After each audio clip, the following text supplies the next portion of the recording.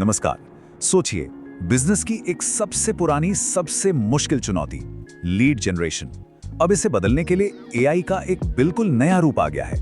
आज हम यही समझने वाले हैं कि ये ऑटोमेटेड सेल्स टीम यानी एआई एजेंट्स कैसे इस पूरे खेल को बदल रहे हैं। ये जो बात है ना, इससे हम सब वाकिफ हैं। लीड जनरेशन की जो दिक्कत है, मतलब इतना सारा डेटा, उसे छानने में घंटों की मेहनत और फिर उसमें से सही तालमेल ढूंढने की जद्दोजहद, सच कहूं तो ये बहुत ही थका देने वाला काम है। तो चलिए इसे एक एक करके समझते हैं। हम शुरू करेंगे डेटा की इस बड़ी समस्या से, फिर देखेंगे कि एआई एजेंट्स कैसे आए, ये असल में हैं क्या, इन्हें बनाया कैसे जाता है, और हाँ, आखिर में हम ये भी देखेंगे कि ये काम कैसे करते हैं और आगे इनसे क्या उम्मीदें हैं। तो पहला पड़ाव, द डेटा डिल्यूज, यानी डेटा का सैलाब। मॉडर्न सेल्स की सबसे बड़ी चुनौती, और हमारी कहानी की शुरुआत भी यहीं से होती है। देखें, असल में लीड जनरेशन कुछ और नहीं बल्कि एक डेटा मैनेजमेंट की प्रॉब्लम है। कस्टमर्स, कंपनियां, प्रोडक्ट्स, ट्रेंड्स, इतनी सारी जानकारी है कि उसे संभालना, उसे ऑर्गेनाइज करना ही सबसे बड़ा सरदर्द है। और बस यही वजह है कि पुराने तरीके अब काम नहीं कर रहे। तो सवाल उठता है, इसका हल क्या है? तो चलिए अब दूसरे सेक्शन पर आते हैं, एआई एजेंट्स का उदय। इसे ऑटोमेशन में एक नए दौर की शुरुआत कह सकते हैं। अच्छा, ये कोई रातों रात हुई चीज नहीं है, इसका भी एक विकास क्रम है। पहले थे फिक्स्ड फ्लो असिस्टेंट, ये बस सीधे साधे अगर ऐसा हुआ तो वैसा करो वाले रूल्स पर चलते थे। फिर आया आज का दौर, यानी एआई असिस्टेंट्स का। इसमें एलएलएम्स यानी लार्ज लैंग्वेज मॉडल्स का इस्तेमाल हुआ। ये वही एआई है जो हमारी भाषा समझता और लिखता है। साथ में रैग टेक्नोलॉजी भी आई, जिससे ये किसी खास नॉलेज बेस से जानकारी निकालकर जवाब देने लगे। और अब है भविष्य, एआई एजेंट्स। ये एलएलएम्स को टूल्स, मेमोरी और नॉलेज के साथ मिलाकर बिल्कुल अपने दम पर काम कर सकते हैं। तो ठीक है, ये एआई एजेंट्स हैं बड़े काम के, पर सवाल ये है कि ये बनते कैसे हैं, क्या है इनके अंदर? चलिए तीसरे सेक्शन में इनकी बनावट को करीब से देखते हैं। इसमें 3 मेन हिस्से होते हैं। तो वो कौन सी 3 चीजें हैं जो एक एआई एजेंट को किसी नॉर्मल एआई असिस्टेंट से कहीं ज्यादा पावरफुल बनाती हैं? वो हैं टूल्स, मेमोरी और नॉलेज। सबसे पहले बात करते हैं टूल्स की। ये एजेंट की एक्शन लेने की ताकत है।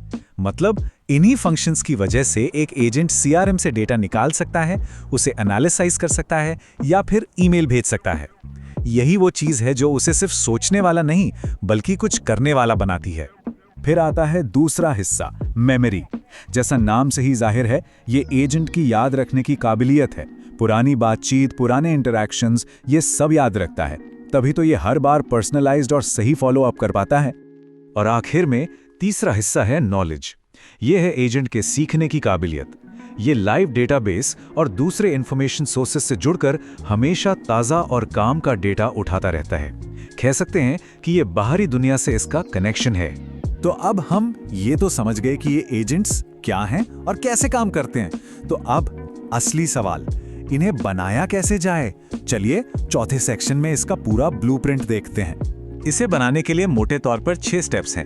पहला, यूज केस तय करें, मतलब एजेंट से करवाना क्या है ये बिल्कुल साफ होना चाहिए। दूसरा, स्कोप सेट करें, क्या एक ही एजेंट काफी है या कई एजेंट्स की टीम लगेगी। तीसरा, सही फ्रेमवर्क चुनें, यानी इसे बनाने का प्लेटफॉर्म। चौथा, डेटा इंटीग्रेट करें, इसे सीआरएम और ईमेल जैसे सिस्टम से जोड़ें। पांचवां, सही एआई मॉडल चुनें जो डेटा को समझकर कंटेंट बना सके। और आखिर में छठा स्टेप, एजेंट को बनाएं, उसमें सेफ्टी के नियम डालें और उसे दुनिया के सामने लाने से पहले खूब अच्छी तरह टेस्ट करें। और अच्छी बात यह है कि शुरू करने के लिए कई शानदार ओपन सोर्स फ्रेमवर्क मौजूद हैं। जैसे अगर आप सिंपल वर्कफ्लो से शुरू कर रहे हैं तो LangChain बहुत अच्छा है। वहीं अगर कोई बहुत कॉम्प्लेक्स मल्टी एजेंट सिस्टम बनाना है तो LangGraph बेहतर है। क्रू एआई अलग अलग LLMs से कनेक्ट करने में बहुत मदद करता है और लामा इंडेक्स उन खास कामों के लिए बढ़िया है जिनमें लूप्स की जरूरत पड़ती है।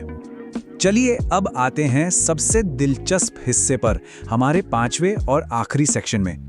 देखते हैं कि ये एजेंट्स एक्शन में कैसे दिखते हैं और असल दुनिया पर इनका क्या असर पड़ रहा है। इसे समझने के 2 तरीके हैं। एक होता है सिंगल एजेंट सिस्टम। सोचिए, ये एक 1 मैन आर्मी जैसा है, जहां एक ही एजेंट डेटा कलेक्शन से लेकर ईमेल भेजने तक सब कुछ खुद करता है। दूसरी तरफ है मल्टी एजेंट सिस्टम। ये एक स्पेशलिस्ट की टीम की तरह है, जहां एक एजेंट डेटा लाता है, दूसरा उसका विश्लेषण करता है और शायद तीसरा डिजाइन पर काम करता है। एक और बहुत मजेदार कॉन्सेप्ट है हेडलेस एजेंट्स का। ये वो एजेंट हैं जो पर्दे के पीछे बिना किसी यूजर इंटरफेस के काम करते रहते हैं। ये बिल्कुल चुपचाप अपना काम करते हैं और आपको बस फाइनल आउटपुट जैसे एक तैयार ईमेल मिल जाता है। और शायद सबसे कमाल की बात तो ये है, ये कोई फिक्स्ड टूल नहीं है। ये एआई एजेंट्स लगातार सीखते हैं। हर बातचीत से, हर फीडबैक से ये समझते हैं कि क्या काम कर रहा है और क्या नहीं, और फिर ये समय के साथ अपनी स्ट्रैटेजी को खुद ही बेहतर बनाते जाते हैं। तो इन सब का आखिर में निचोड़ क्या है, फायदा क्या है? सीधी सी बात है, ये उबाऊ और मैनुअल कामों को ऑटोमेट कर देता है।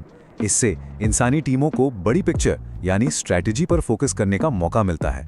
ऐसे स्मार्ट सिस्टम बनते हैं जो वक्त के साथ और बेहतर होते जाते हैं, और आखिर में आपको मिलती है एक कॉम्पिटिटिव बढ़त, क्योंकि आपका आउटरीच पहले से कहीं ज्यादा तेज और पर्सनलाइज्ड हो जाता है। तो ये सब हमें एक बहुत बड़े सवाल पर लाके छोड़ देता है। ये एजेंट्स लगातार सीख रहे हैं, खुद को बेहतर बना रहे हैं। तो सोचिए, लीड जनरेशन के बाद वो अगली कौन सी बड़ी बिजनेस प्रॉब्लम होगी जिसे ये सॉल्व करेंगे।